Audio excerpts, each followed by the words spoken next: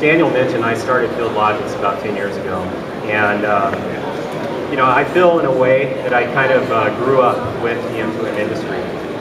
Things were completely different back then. I think at the time the M2M zone at CTIA show was probably 4 booths across from each other, and it's definitely grown since then. You know, back then things were really different. You had to focus on developing all components within an M2M solution. So things like hardware. If you wanted to have an M2M device, you likely had to design and build your own device. If you wanted simple things like map services, or what we think are simple today, map services, you had to buy the map data. You had to host it on your own server. If you wanted data, it was a big challenge to integrate with a cellular carrier to have access to their data. So things have completely evolved since then. Today you have, if you need data, there's an MVNO or a carrier for that. If you need devices, there are third-party device providers. If you need services, like map services, you have Google and other web services that you can use to build an application. And you also have platforms, and you know, hopefully you have the capability to build your own app. So the barriers have come down dramatically over the past few years. And Berg Insight projects that 50 million machines could be connected by 2017. So with all these barriers being reduced, there's surely the opportunity to build a billion-dollar business in this space. So at this time, I'd like to welcome focus on 2 phases in a new entrance business. So phase 1 is really everything from day 1 until they reach $1 million in revenue. And then phase 2 is everything from $1 million in revenue up to $5 million in revenue. So the first question that I'll pose to the panel. During phase 1, the company must focus on developing a functioning product, acquiring customers, proving viability of their business. What are the key challenges that are faced by most M2M companies? Well, right next to me, you can be the first.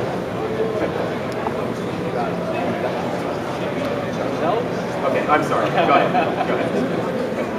All right, no worries. So I think some of you that are here at the 11 o'clock hour, you probably heard the introduction. So I'm Mohammed Nasser. I head the product management and business development organization for the M2M ecosystem at Sprint. And I was previously with Ericsson and Qualcomm, and been in this industry for about 23 years. I've been in the M2M space about a couple of years, which is you know, new, but it's still a lot of good stuff. And you know, in the M2M age, I guess 2 years is pretty good, getting to know a lot about the ecosystem. I'm based out of Irvine, California, and of course I go off into the mothership in Overland Park, Kansas, which is where Sprint is. So if you want to ask a question one more time so I can pay attention this time? We can have everyone answer the same. Sorry, Rick Griffin to take this. We are happy to announce the next winner, Dennis Kittrall, Swiss Med Mobile. You have just won a Nokia Lumia 900. Right now I'm running a group that does wireless power, wireless charging on cell phones. Prior to this, actually I started a company called M-Phase. Been in the M2M space since pretty much 1999, 2000. And we grew it, sold it to Qualcomm, spun it out as a joint venture, sold it to Verizon. So been through kind of the small company, big company, small company cycle, and so hopefully talk about that. Hi, I'm Kelly Venturini with M2M Certified, and I've been in the wireless technology business for about 25 years. Done a couple of startups. M2M Certified is a new, unique cellular M2M supplier. We have an entire ecosystem of services from complete design with about 50 top R&D resources. Primarily from big cell phone companies, formerly Nokia. And so we can design pretty much any type of device from the concept. Manage all the certifications, have then you have a suite of software as a service platforms, device management, server provision, and wallet,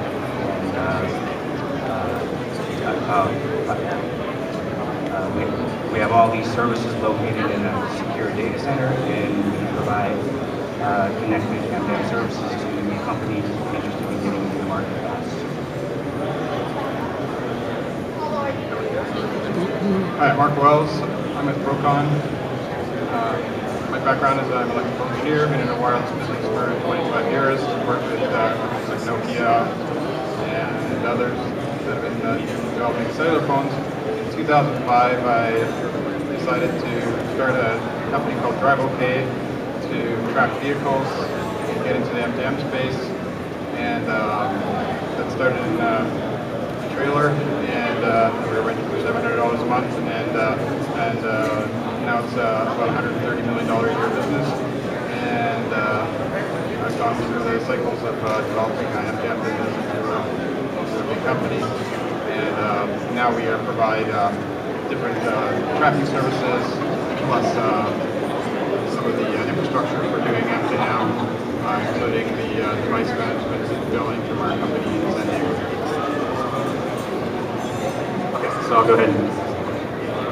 Okay, all right, so during this initial phase, companies must focus on developing a functioning product, acquiring customers, improving viability of the business. So what do you think are the key challenges in achieving those goals for early input companies?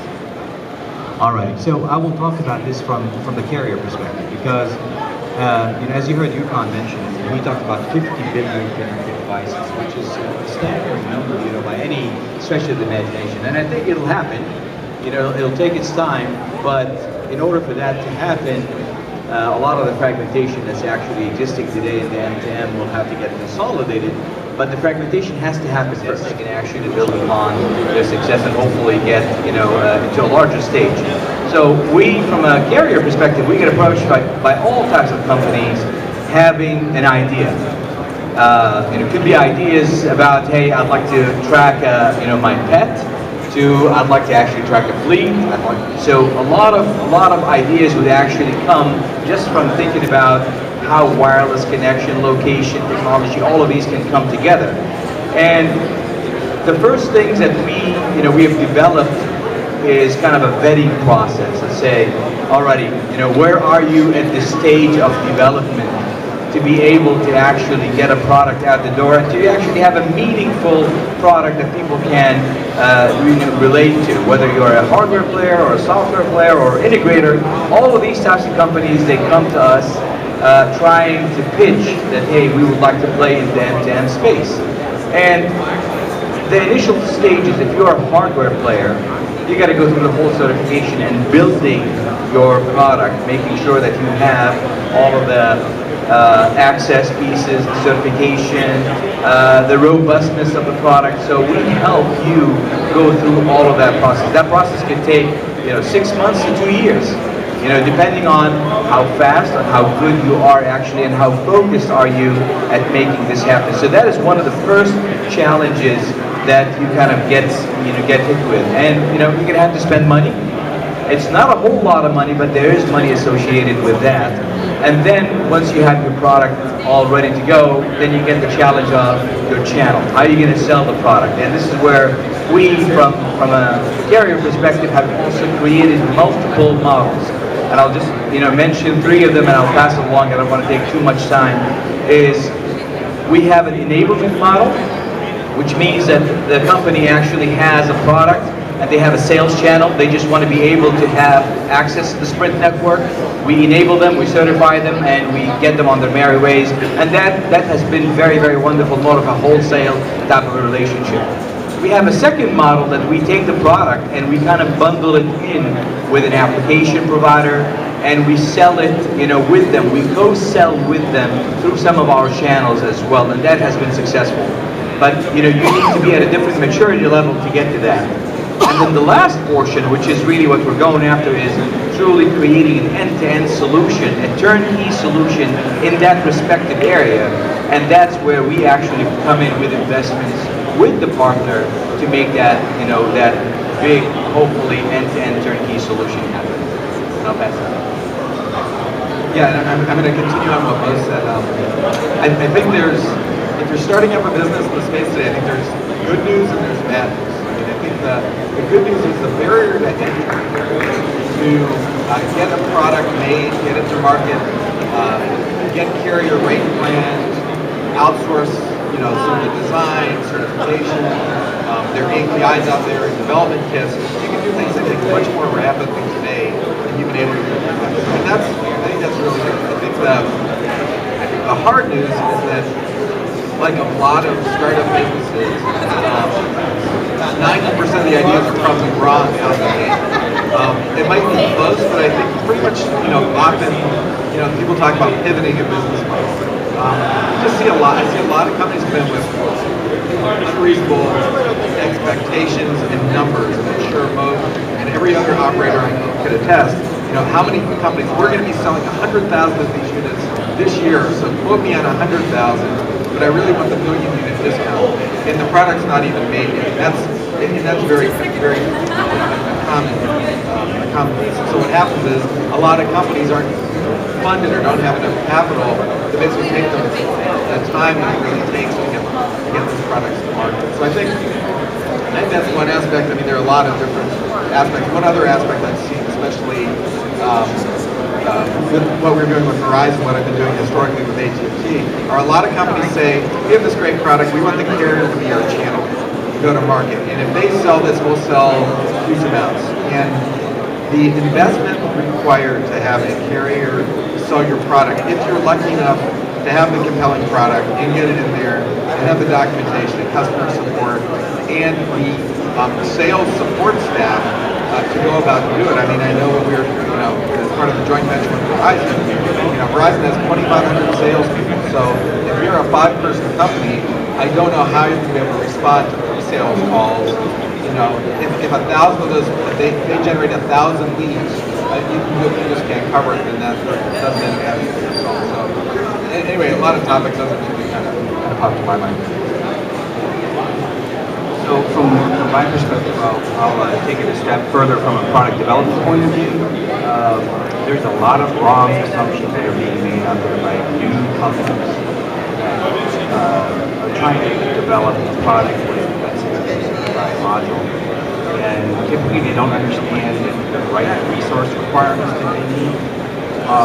And even a step further, the funding aspect associated with resources and what it's going to take to build a product right the first time to pass certification. The key is not design. The key is to design a product at the beginning, taking into account designing in the certification requirements, depending on what's in the device, how many ingredients, basically. And so that, from my perspective, is one of the biggest challenges new companies and the new companies trying to get to market.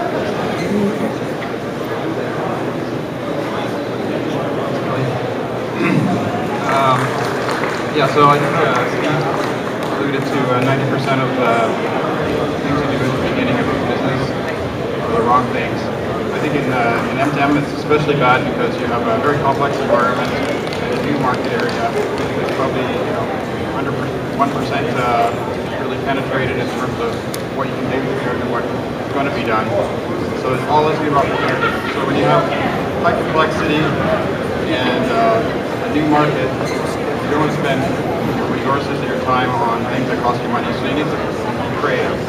Borrow a lot of things from other people that have done things. So you need to borrow your software, lease your software, license your software. You need to build your hardware. You need to do whatever you can to get out there into the market, test your product on the market before you spend a lot of money in this early phase. I can give you an example. When we launched Drive OK, we would, in 1 week, we would think about a market. One time we thought about, our boat's going to need to be tracked wirelessly. Boat owners want to track their boats by GPS and know where they are on a map and all that stuff. So in 1 week, we put up a website that was boattracking.com. It went on AdWords and put out AdWords for a week. We came out with a new product that had features that were good for a boat. product sheets. We launched it. A week later, after launching it, testing different models of that, we learned that nobody wants to track their boats. Shut it all down. So we didn't waste any money. We used existing products. We tweaked existing websites. We used AdWords. We spent a minimum amount of money to find out nobody wants to track boats. And we did that over and over again. And we found the markets that were successful, and we grew them into new businesses. And that's really the model you have to go on in order to get out there, because nobody knows the answers to this business yet, and it's highly complex and expensive. So along those lines, with regards to expectations. So as entrepreneurs, naturally, a lot of us kind of have our heads in the clouds. We have these high expectations, and whether or not they materialize is a different story. So when we talk to potential partners, how should we properly set those expectations? Everyone is laid down at the end of the day. That's very, very important, especially from the carrier perspective. As you mentioned, that there's a lot, when you launch a product in the carrier world. So, Sprint has, 2,000-3,000 feet on the street. We have channels galore. So from an entrepreneur perspective, say, you know what, we've got a great idea and we think it's going to sell. And we usually go along with it. So we have actually a lab up in Burlingame, California. We actually set up that lab just specific for this. So you can come up and it's kind of a playground for all the entrepreneurs to go and see if the dog that they actually created can hunt, basically.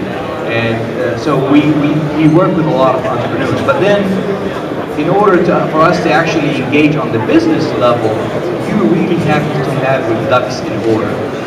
You have to have done the homework about how this product actually, what's the market size, what's your niche in that market, why would it actually make sense that somebody would either use your product versus somebody else's product. Lots of things actually has to be done, and that's all part of what we consider to be, the vetting process. And having the sales, so even if we go beyond that vetting process and we say, yep, we believe it, yes, so we're taking lots and lots of chances, and of course we have our own expertise, in the company to make sure that all the information being, given to us is valid. Then you have to pass the hurdle of getting the sales team to actually take it in and be able to sell it, because it might be a great product. There's actually a market out there, but packaging it in a way, the simplicity of the packaging and the simplicity of the message that needs to go out to actually have a sale happen, because most of the carrier side, they're really used to the sales guy. They're used to sell this, right? This is pretty easy, right? We got a black phone. Oh, Mr. Customer, I'd like something else. No, it's a black phone. It's a good phone. They know how to sell phones. You go and you sell them an end-to-end solution. You got a software piece. You got a hardware piece. This integrates with it. Forget it, right? I mean, sales guys are not gonna go to that deep, knowledge base. So the simplicity of the packaging is very, very important. So when you come talk to carriers, that's the thought process that you have to have in order to have a successful launch and a successful discussion.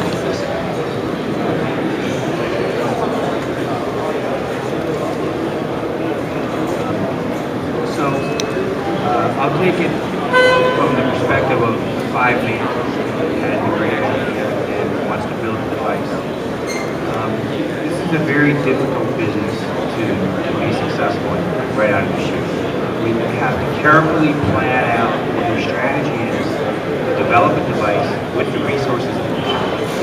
And from a product development point of view, wireless product development, you typically need to plan out the hardware, software, electrical, and the RF all together in one initiative. If you don't have the proper resources to combine all those skill sets under one roof, it's going to be very difficult for you to get through certification. So, with that said, choosing a right partner will help you expedite your product development phase and get your product into the market faster. They'll have the right resources and they know all the critical path elements to be successful. What was the question, Yukon? Okay, sorry. So it's about properly setting expectations is part of growth percentage. Yeah, I think that's one advantage that Kelly's alluding to is that, and that I mentioned last time, is that having the partner is important because of so marketing still customers are typically expecting a high degree of finishness to the products, and the regular startup level of sophistication to the product is usually not good enough for that. So finding partners who have the billing software or the website application capability or the device management, such that things can be done in not a startup manner, in a more professional manner, I think is important in order to get acceptance in a lot of these products. So I think again, it's try to build as little as you can yourself in order to not only to get out to the gate quickly and test your idea and modify on the fly, but also just to have that level of polish, especially the B2B businesses expect. Hang on. We got another one. All right. Yeah, we come back this way. Okay, so Mark, obviously you were very successful in pivoting your business early on. So maybe if you can please describe some of the ways you pivoted to find a market that really had a lot of traction that allowed your company to scale. And then as we go along, other people will find it. All right, yeah, there's a great book out right now called The Lean Startup. I don't get any commission on this. I'm just saying it because I think it's worth reading, especially for M2M interpreters. It's by Eric Ries. Anyways, I think a lot of things we were doing for the last 7 years in that bit that are in that book, and part of it is experimenting with different aspects of the product very quickly in order to find out what the customer really wants. It's not only designing your product, it's designing and targeting your market. So you can take a product out, put up a site, and get it going and see what works. And then once you figured out who your audience is, who your market is, what the product is exactly, then you can turn up the engines and then really market in that vein. That answers the question. Could you repeat the question? Okay, so essentially when you early on, companies early on, oftentimes they have to pivot to really find something that's practical, something that allows them to take off. So looking for examples, either your pivot or client. Well, I think you have to find your niche. Like Mark described earlier about the boat scenario where you've tried different market verticals and see what works and apply the right resources and understand the funding aspects of what it's going to take to become successful. From my perspective, I saw, from a certified point of view, saw a need to help new companies get into the market from a design perspective, because I saw basically 90+% failure rate of new companies failing certifications. And the reason why they were failing the certification is because they weren't designing the product right. And so, that's I think proper planning initially, of understanding exactly what it is you're trying to do and accomplish and the resource requirements to get you there before you jump in. And just on another note too, I see a lot of smart people who want to do it themselves and they're afraid to take the risk partner. And I think their egos kind of get in their own way of them being successful because they don't want to tell anybody they're like a cat out of the bag what it is they're doing. And so I think relax a little bit, try to understand realistically what it's going to take to get into the market and jump in. So I'll take maybe a little bit different, a specific example. So when we took Enphase and we sold it to Qualcomm, and at the time we were a solution provider. The market was very early on, and we couldn't just deliver a component. So we had software on the device, we resold data, for Sprint and AT&T and Vodafone. We had middleware, we had back-end application servers, and one of the things that happened once we were in Qualcomm, we're looking as the market's developing, and the carriers started to get interested in the space. You know, we really sat down and took a very critical look at what our business model was. And that's, I guess, kind of the first thing is you've got to be prepared to over and over just, you know, look in the mirror and say, you know what, is what we're doing really, are we adding value? Is this business going to really go or not? And so as part of Qualcomm, you know, one of the criteria of Qualcomm for a business is this going to be a $1 billion business in, you know, 5 years or something? And when we looked at the business, I actually didn't think the Enphase group was going to be a $1 billion business.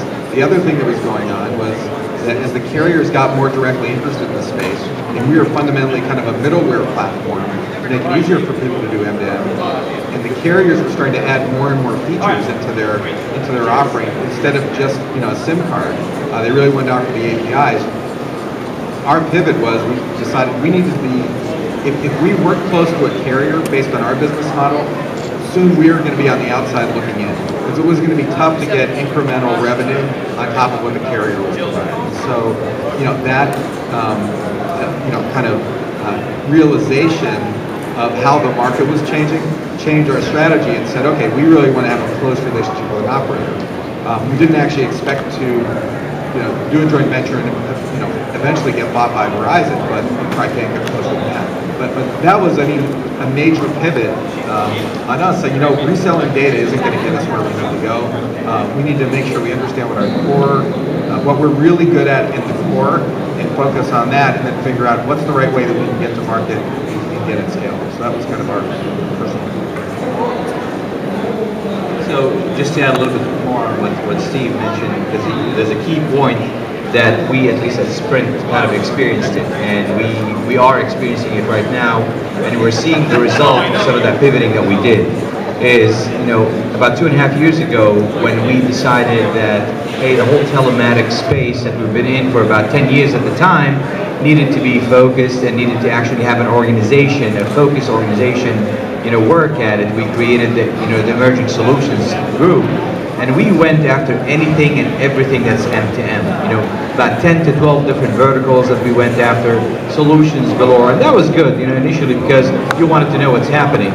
But about 6 to 8 months ago, we did that pivoting thing, and we said we really need to focus on what we are really good at and where we actually get the added value. And I think this type of a process, each and every company, whether it's a startup, I mean, although we're a big Sprint, the ESG organization is really operating as a startup by itself. So we had to kind of retrench and say, what are we really good at, and what are the verticals that we think we can be successful at, and the market size is big enough to achieve the goals that we have set for ourselves. And we really focused on it and honed on it, and we learned to say one thing. We learned to say no. And that was a tough one, because my boss, who's Wayne Ward, he always says he never met a gross ad that he didn't like. So I was kind of going against the grain and saying, yeah, maybe, but what's the cost of getting that gross ad, right? So you have to learn sometimes to say no and really focus on the things that you're really good at so you can be successful. Okay, so we can start back with the so Kelly alluded to this earlier. Going at it alone or working with partners. So to scale your business, after you're $1 million in revenue, you want to scale this business up. Is it possible to go it alone? Do you need partners? And if you do, what kind of partners do you want to work with? Yeah, that's a very good question, actually. So from our side, working with partners and building the ecosystem around the M2M partnership was fundamental in our success. I don't believe that, you know, we would have been able to do it on our own from the get-go, and even not now. So partnering with the right partners and having that relationship where both partners actually make money. So one of the first things, so in my organizations, I actually run product management and partners as well. So all the strategic partners that we have with M2M are all in my area. So having that open, candid discussion from the get-go, say, yeah, we know you want to make money, we want to make money. that's what we're in, for this whole thing. But we have to have that kind of relationship, and I don't think anybody can do it without actually having partnerships. The whole M2M ecosystem needs to be built, with, at least from my perspective, with these types of partnerships. Some, partnerships will continue to be with you for the long run. Some will wither away depending on the timing. But I don't think anybody can do it by themselves.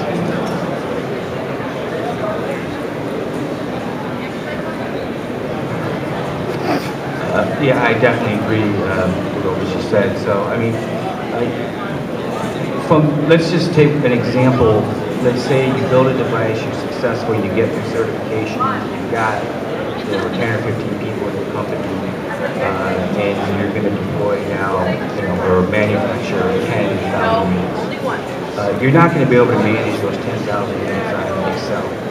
You're going to need software platform providers to help you do that. Or you develop it yourself, it's going to cost you a ton of money, and you don't have the resources. That's one example. You're going to need a distribution partner. It takes 3-4 months to ramp up distribution. That takes time. It takes extra resources. So think through what your business model is. Rethink what your business plan is.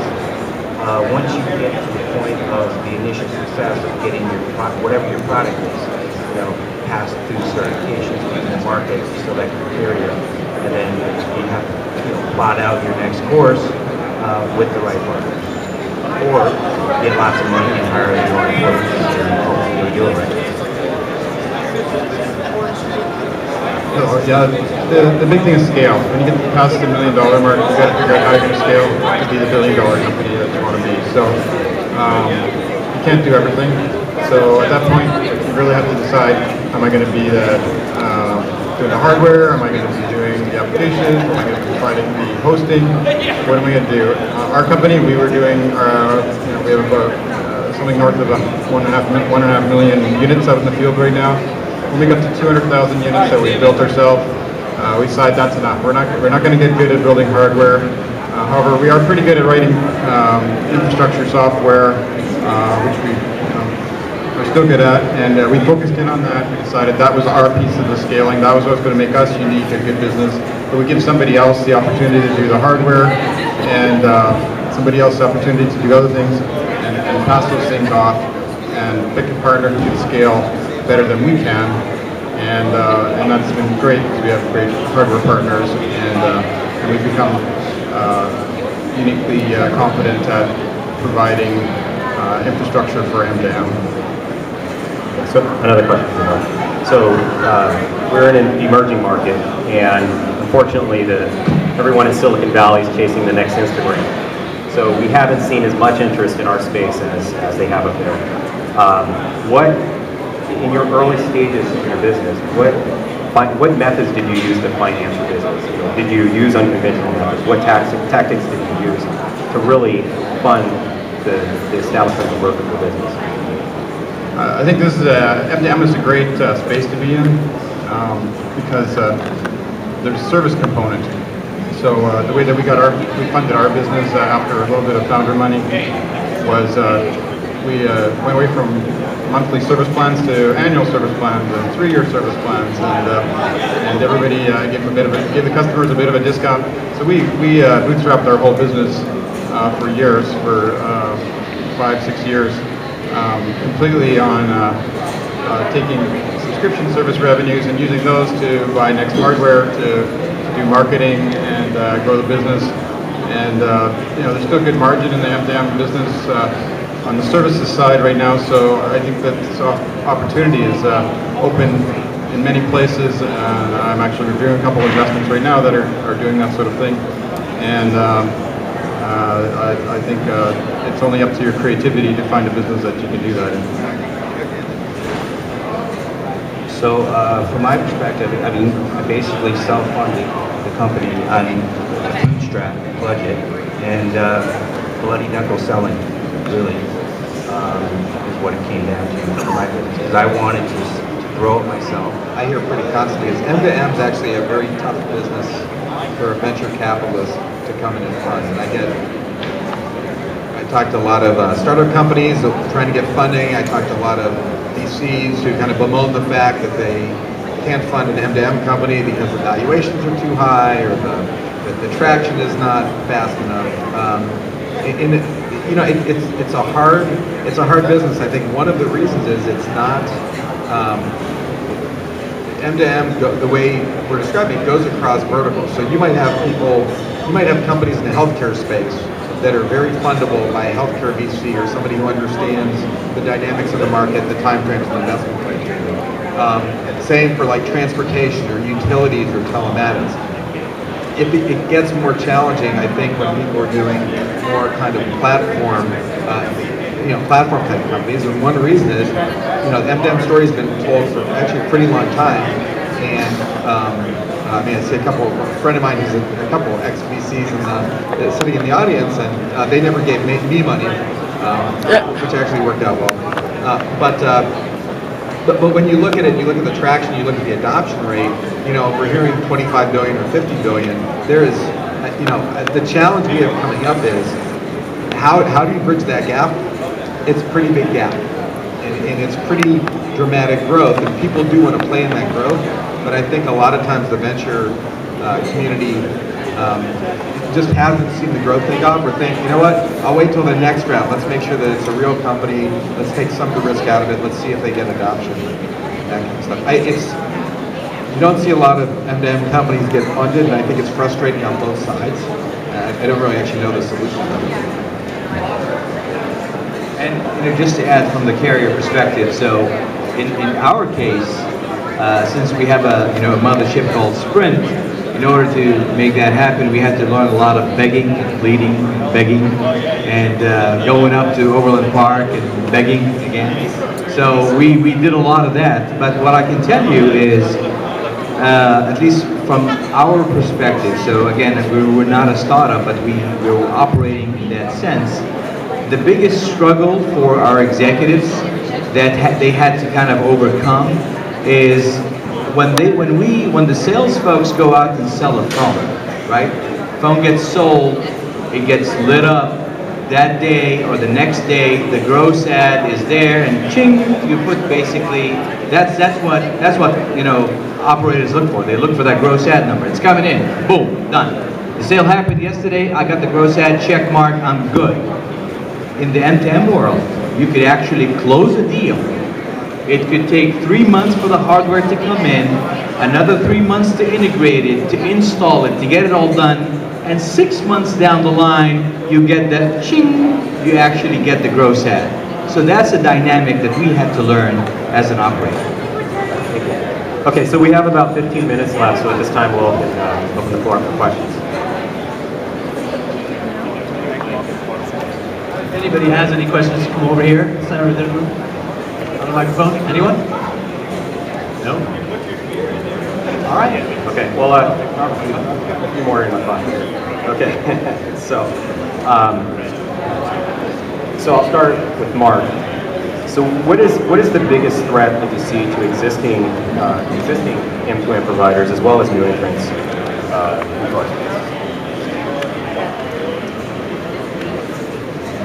I think the scalability is the difficulty. There's very few companies in the space who have truly experienced scalability in M2M. We're one of them, but I can probably count the number on one hand that have really experienced what that takes.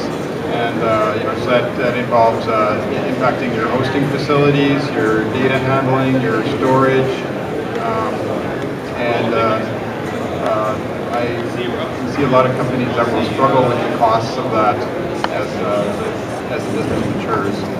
And like I said earlier, having a good partner who knows who's already done that before would be very valuable once you get to that stage. Did you say the biggest threat? Biggest threat. Well, I guess there's definitely a latent need for funding and doing it right the first time. Planning out your business model. I mean, once you get to the point where you're going to scale, you need to really kind of rethink or pivot your business plan to make sure that in 2 years, that market demographic that you thought was going to be $1 billion market, make sure that it didn't shift. You know, I know several companies that I've worked with over the past few years that had a great idea, and it was a sexy product. They made it in, and 3 years later, it didn't take off. And they invested a lot of money, and with investors, their own money.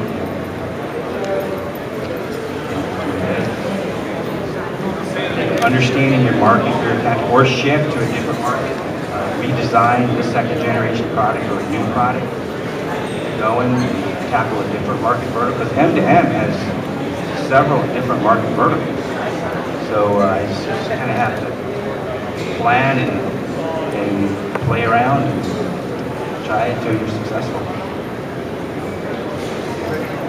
All right, so we have a question. You have one question. One break. I wanted to ask a question about hardware, since none of you guys really in the hardware space, and there are a lot of hardware players, and every time there's new ones coming to market in the machine-to-machine space that are building devices. What would you guys say each of you, the hardware guys, are doing better or different to be more successful in this space? You're supposed to ask an easy question. What should hardware guys do better? I mean, I think, you know, I think it's somewhat market dependent. So, you know, everybody else is going to say it needs to be cheaper, faster, last for 20 years. I think that a big piece of it is having the support infrastructure in place. Being able to not only manufacture, but deal with things like returns and maintenance and warranties. I also think it's understanding where your value is. I mean, there are very few hardware companies I know that want to be hardware companies. They all want to be software and service companies, and that's their model, and they're moving. And at some point, someone's got to actually build the hardware. So I think it's just understanding where your value is. It's investing in making sure that your products are cost effective. They don't need to be cheap. If they break, I mean, I can't tell you how many experiences.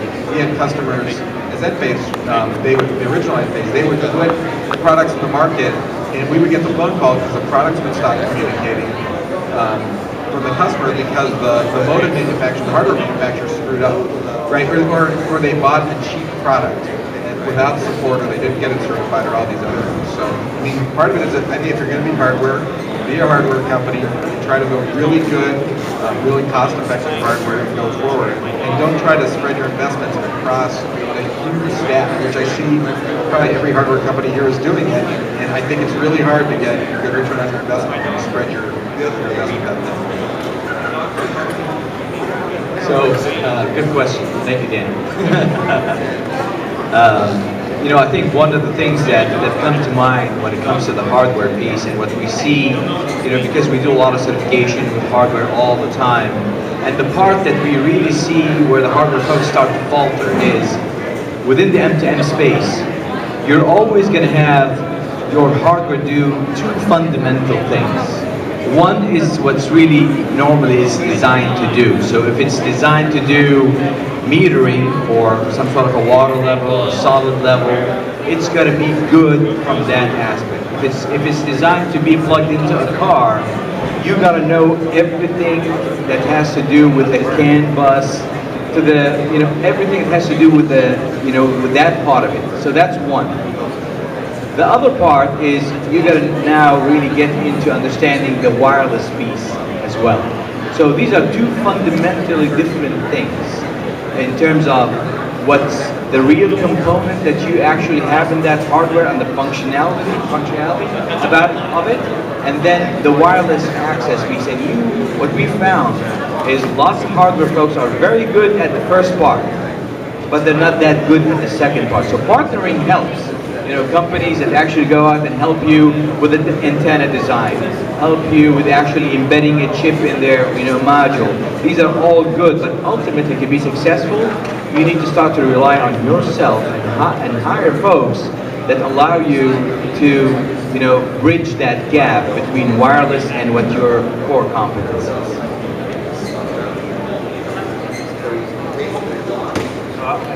expand a little bit on that. I think from a hardware manufacturing point of view, awareness is key. It's not easy to do this business, build a new product. And so your clients that are going to be buying the hardware, they need to understand some of these critical barriers that we mentioned here today, how to get into the market. Because at the end of the day, you're not going to sell your modules if customers can't get into the market. I think there's a huge lack of industry awareness in terms of educating new companies that want to get into the market. And I think that the technology providers and the hardware manufacturers can do a much better job of building that awareness. Kelly's right. Definitely, this market always about complexity, and I think it's also under-education from the providers of the hardware and the services. One of the things I think that the hardware providers could do better is some of them are doing reasonable quality already, but a lot of them aren't, is to provide better over-the-air programmability of the hardware.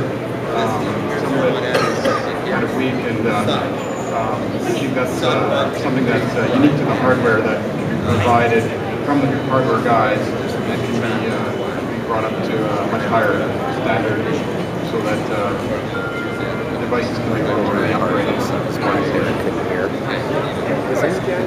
So, one last question before we leave. So, which verticals do you see as showing the most potential? Start with you. Another easy question. Well, I'm very excited about the healthcare area. I don't have a crystal ball, 2 years or 20 years thing, but at some point in time, wireless healthcare is going to affect the whole population of America and probably the world at some point. So I'm very excited about that from a social and economic point of view. So, but I don't have a good enough crystal ball, and that's why I've been advocating try things inexpensively and when something latches on and then go for it. I totally agree with Mark. I think wireless health is going to be huge at some point. I think that the medical health industry has to better adapt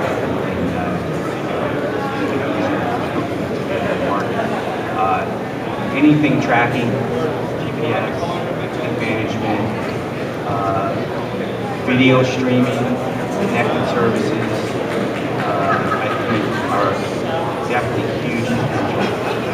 Subscription-based services for video streaming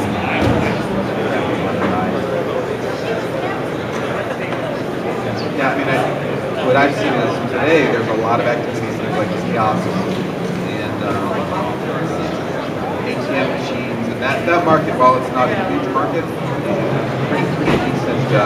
pretty decent growing market for the carriers. It tends to be a pretty big part for a lot of data going back and forth. I mean, I think the traditional, I mean, if you think about it, the connected home, different when that comes, medical, I mean, telematics is probably, I think, the biggest one with when an automobile OEM, decides to make connectivity in their car, that's going to be millions and millions of units. And if you think about it, that's going to drive. And I'm curious, which one's Sprint's connectivity? Automotive is one of them. Right on. So here's the way we actually look at it. We look at end-to-end in two big categories: things on wheels and things without wheels. We kind of try to keep it simple. So from within the things that are on wheels, the auto OEMs are by far what we consider to be one of the most growing in terms of numbers and value, not only nationally but internationally, globally. We believe that that's where the growth is going to be in big numbers, and that's why we just announced. We developed our platform product called Velocity that you've probably heard about, and we also, we have one of our big customers being Chrysler. So we believe that that is something that's one of the areas. I mean, again, with the stuff on wheels, you've got transportation. I mean, with all the transportation and fleet management solutions that are out there, we're still at 20% penetration. 20%. All of the companies, there's like probably about 3,000 companies that are doing fleet management. We're only about 20% penetration. Insurance space, we talked about it this morning, but by far, the auto OEMs is basically where the big kahuna back then. Okay, everyone, well, please join me in thanking the group for taking time out of their day to share their knowledge with us. Thanks, everyone, for coming out. Thank you all for joining us here at MobileCon. This is the last session here today.